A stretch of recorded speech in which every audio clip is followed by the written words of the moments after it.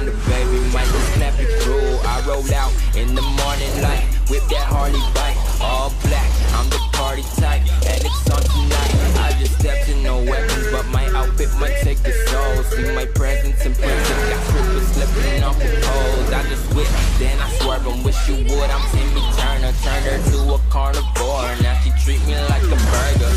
I don't know their names, but they all wanna ride. All this energy around me, I feel so alive.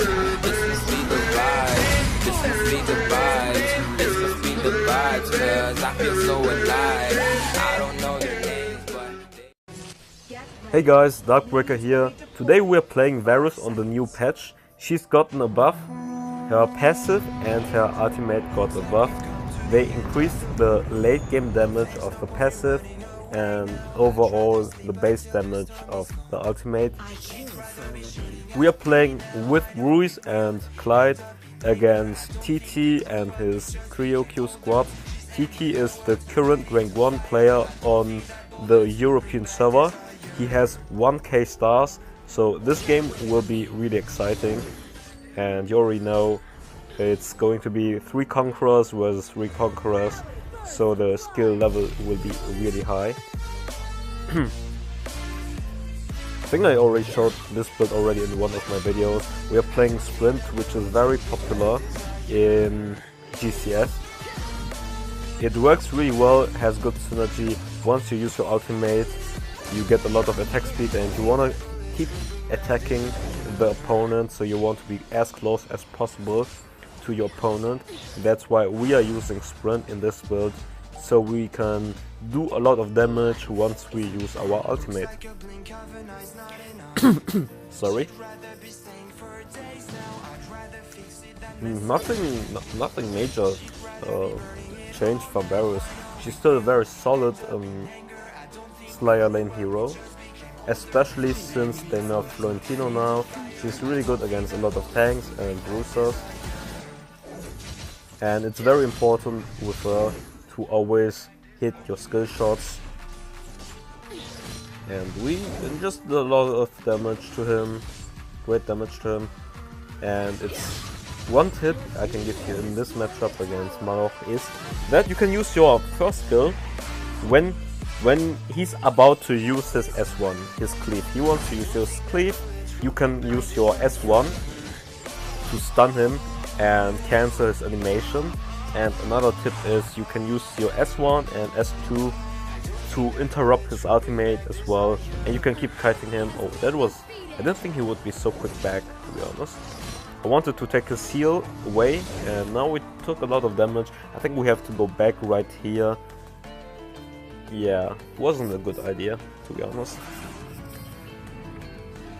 So, what tips could I give you that I didn't cover in my other Varus guide already? I already did a Varus guide, so of course check it out. I talk about some combos there. Maybe, let's see, maybe we can talk about some matchups or about how you roam. Actually, I think I did that as well already.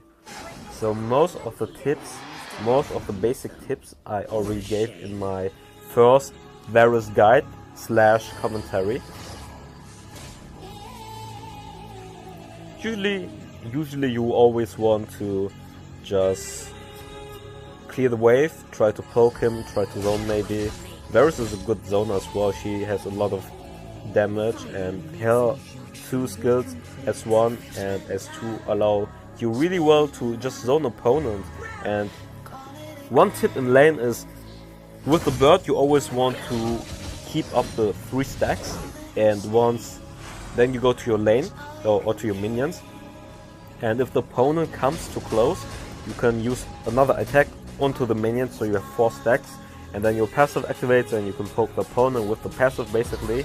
So that's one tip in the lane. Another one, let me think. What else can you in the lane? Yeah, that's basically the most important thing, to always keep up 3 stacks, and whenever the opponent comes too close, you either pull him with your S2, so he comes closer, you do 1 auto attack more, and then Actually, you have 3 stacks, you use your S2, then you already have 4 stacks to poke him, and then you use S1 again, you stun him, and always use S1 and S2 right after you auto attack, and then you cancel your auto attack animation. So you're quicker to do a lot more auto attacks while canceling your auto attack animations using S1 and S2.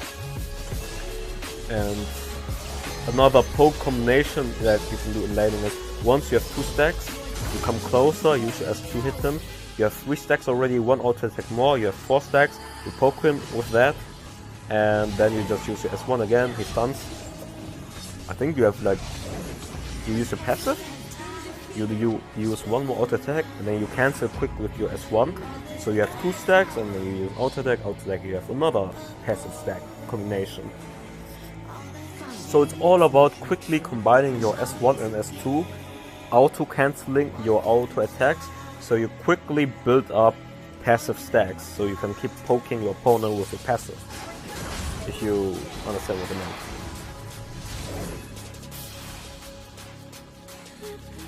So in teamfights, your goal is to go for the backline, or you can use Varus as a peeler as well.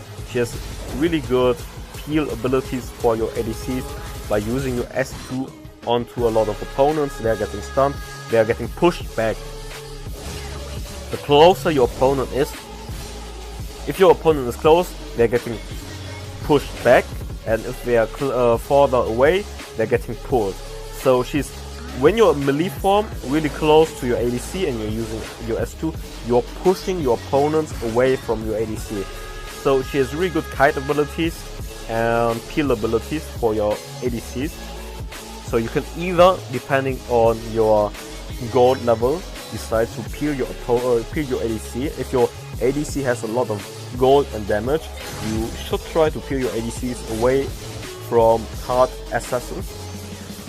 But if you have a lot of gold like me, and you have, in this split you got Muramasa and Fenrir, so you have a lot of damage, you can just jump right into the backline, use your ultimate, jump right into the backline, activate sprint, and then you just keep using auto attacks, and then your S1 and S2 in combination to keep them CC'd and keep them coming, keep them CC'd, get your passive stacks up, and of course, okay, let's see. I feel like I'm so strong, I can just keep kiting them right here. So now in this fight I can show you the strength of Varus. Oh, I missed my S2, that was not so good. Okay, let's kite here. Ooh, we can kill Malof right here. You know, I should have used my S2 right here. I should have used my S2 because it has a longer range. So that was really good kiting by us. But one mistake was to not use the S2 earlier, so we can pull the arrow again. But he still died in the end, so it was not too bad. So let's pull him here, and we get another kill. That's really good for us. See if we can just poke with our ultimate, maybe. Oh, that was a close one. I used my ultimate on him, and then I wanted to pull with S2. He gets stunned, use S1 again, and with another passive auto attack, we might have been able to poke her really low, or even maybe clear. Let's see. That means just trying to poke. Your ultimate has really short cooldown, so you should keep spamming it. Sometimes you use it as an executioner finisher move. Basically, the lower the opponent is, the more damage you do with the Varus ultimate. So sometimes you want to save up, and sometimes you just want to use it early, and then you have a lot. Like, the ultimate gives you increased attack damage. So whenever you want to fight, you always activate it early. So you get the AD steroid, so you do a lot more damage, and it does good poke damage as well. It's not like it doesn't do good poke damage. So you can do that as well.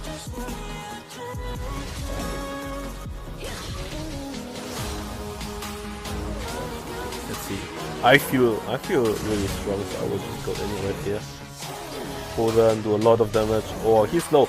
You see, I have, for you guys who are wondering, why did you quit? I have one Atrocity Arcana. One. Always in my tanky booster page. So it's easier for me to sometimes quit and do a lot of damage. And sadly we over how do you say, I just used my ultimate onto Caphony, but I was a little bit off and it flew over her head basically.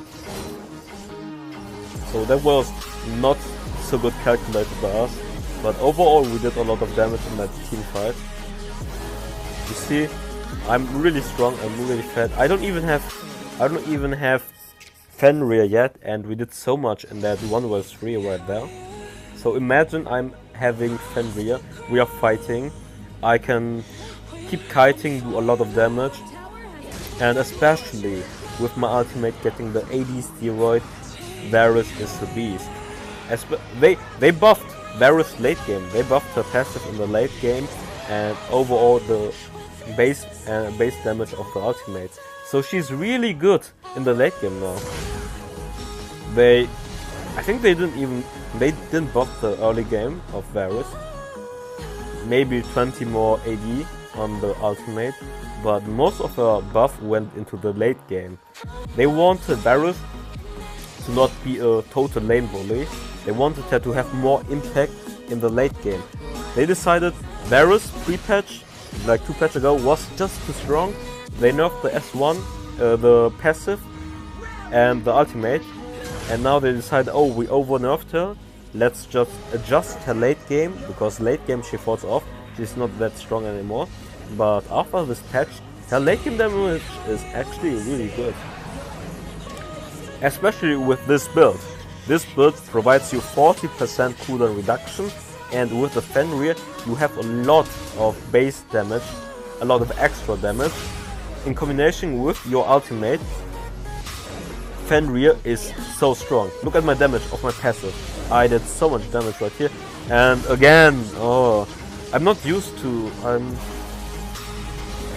the old ultimate was so much better than this ultimate. Okay, now we hit her with the ultimate. Yeah, I just overstepped. She was really close to me, I used my ultimate, so it went over her again. That's a mistake I did. And how... I don't know. Why when she's really close you just go a bit further away and then you use your ultimate and then you will hit her for sure. So if people are too close distance, you just push them back with your S2 and then you use your ultimate and then it works like a charm. Or you just step back a bit and then you use your ultimate and then it works 100%. So that game was pretty clean. We did some little mistakes, but overall we didn't die. We beat the rank 1 player. 1000 stars. I will show you that one in a second. I hope you guys enjoyed this video. Leave a like and subscribe for more content like this, more commentaries and guides. So let me quickly show you guys the ranking 1k stars, and we did beat